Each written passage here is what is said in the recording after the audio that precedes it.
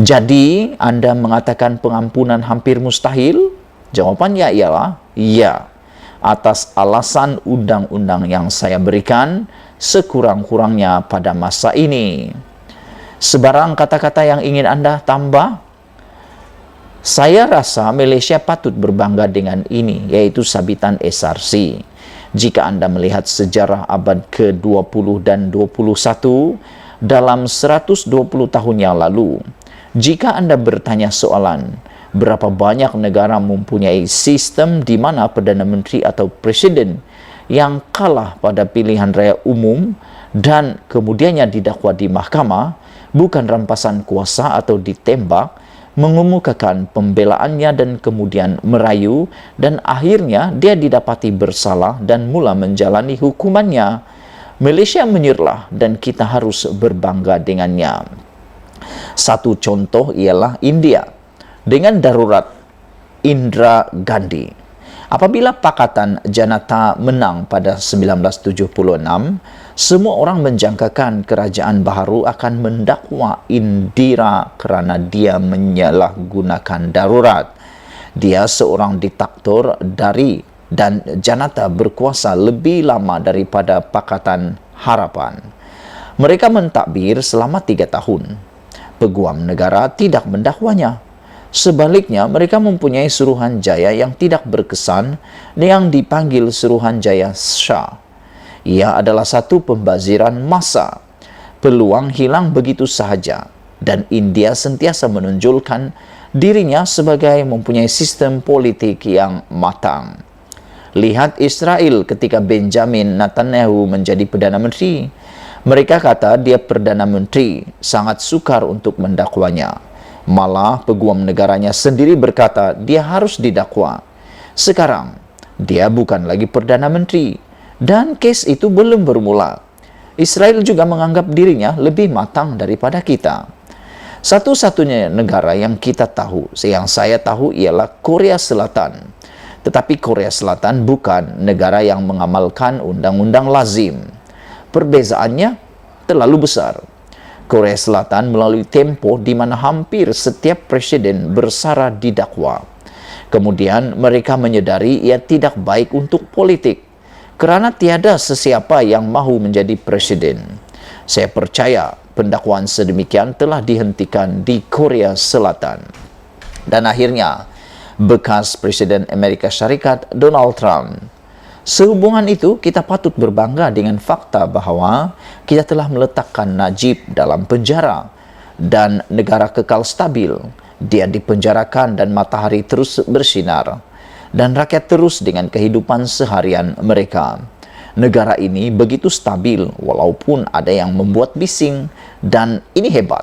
Rakyat Malaysia boleh berbangga. Bolehkah semua ini berlaku sekiranya Pakatan Harapan tidak berkuasa? Untuk kredit, pengundi Malaysia mempunyai skandal 1MDB pada 2016, 17 dan 2018 sebelum PRU14.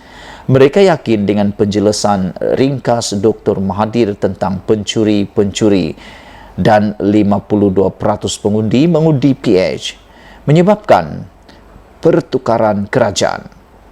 Pengundi ini tahu sangat bahawa 1MDB adalah sebab utama. Tiada pengundi yang mengundi PH akan mengatakan mereka tidak tahu tentang 1MDB atau Najib pencuri. Jadi pengundi mahukan ini. Dr. Mahathir jadi Perdana Menteri. Dia lantik saya, kemudian tinggalkan saya sendirian. Saya dakwa Najib. Saya dibenarkan untuk melantik peguam terkemuka di negara ini bersama-sama dengan DPP Timbalan Pendakwa Raya yang berpengalaman dan mahkamah didapati memihak kepada kes yang lebih kuat. Anda juga mesti memuji pengganti saya iaitu Idrus Harun yang tidak mengganggu mana-mana perkara ini atau memecat peguam yang kami lantik. Dia meneruskan proses itu. Jika Anda mesti mengucapkan tahniah kepadanya. Dan Anda mesti mengucapkan tahniah kepada dua Perdana Menteri, Muhyiddin Yassin dan Ismail Sabri Yaakob, yang menjejaki Tun Mahathir semasa mereka meneruskan proses ini. Dan akhirnya, 9 hakim itu. Jadi, saya akan katakan ia adalah penemuan banyak faktor dalam 4 tahun yang lalu yang menghasilkan keadaan gembira hari ini. Semua orang patut berbangga. Pembuat bising dalam UMNO adalah minoriti kecil sebenarnya. Dipetik daripada sabudinhusin.com, sumber daripada malaysiakini.com.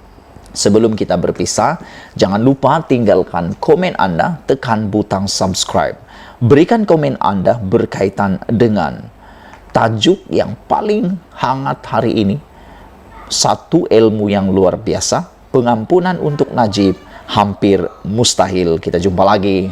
Bye-bye. Apabila ditanya, kita beralih kepada isu pengampunan secara sah.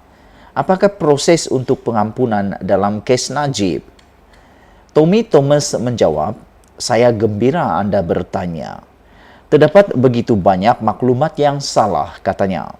Pertama, Anda mesti ingat pengampunan di Malaysia dinyatakan dalam perkara 42 Perlembagaan Persekutuan dan adalah berbahaya untuk membandingkannya dengan negara lain kerana ia adalah mekanisme Malaysia yang unik. Terdapat lembaga pengampunan di semua negeri yang dipengerusikan oleh raja-raja Melayu. Kita hanya perlu fokus kepada wilayah persekutuan kerana mahkamah yang berkaitan adalah Mahkamah Jalan Duta. Jadi, lembaga pengampunan wilayah persekutuan dipengerusikan oleh yang di-Pertuan Agong dan Menteri Wilayah Persekutuan adalah ahlinya. Begitu juga peguam negara dengan 3 atau 4 anggota masyarakat sivil.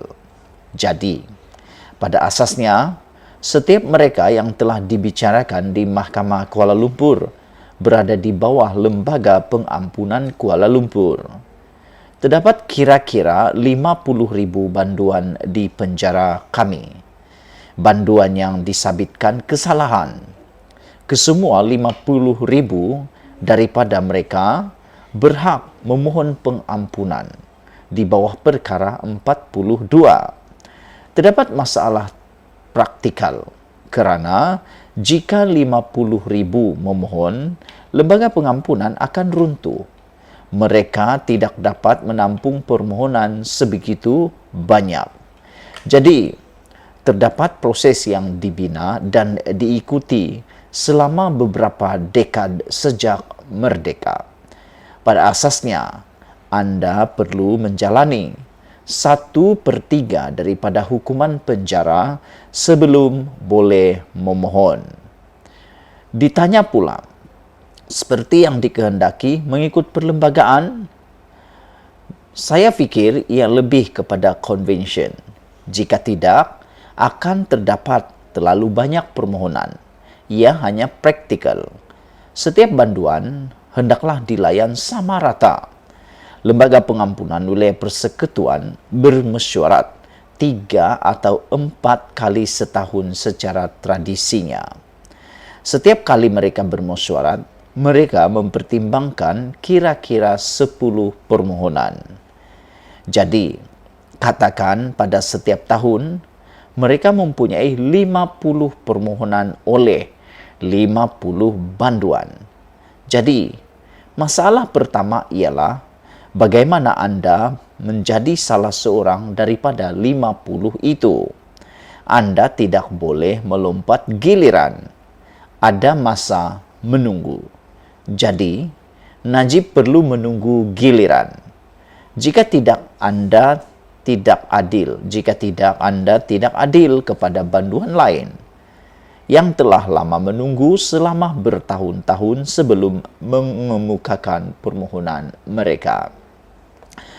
Mari kita pertimbangkan seterusnya apa yang berlaku apabila lembaga pengampunan bermesyuarat.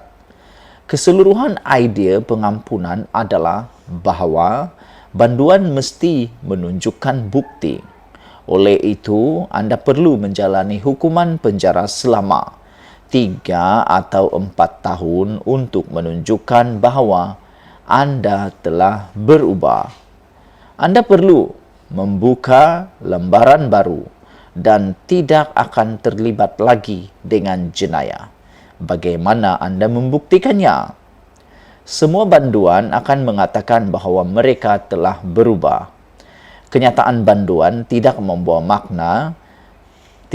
makna kerana ia demi kepentingan sendiri.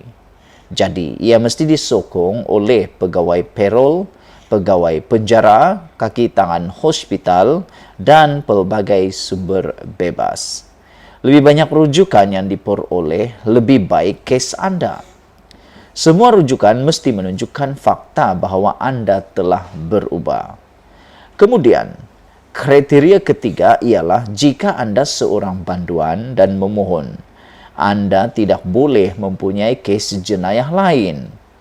Dalam kes Najib, dia mempunyai 4 lagi kes yang belum selesai. 2 daripadanya semakin hampir penghujungnya. Perbicaraan pada pindah laporan audit 1MDB hampir selesai. Dan kes pendakwaan Tanuri kini pada separuh jalan.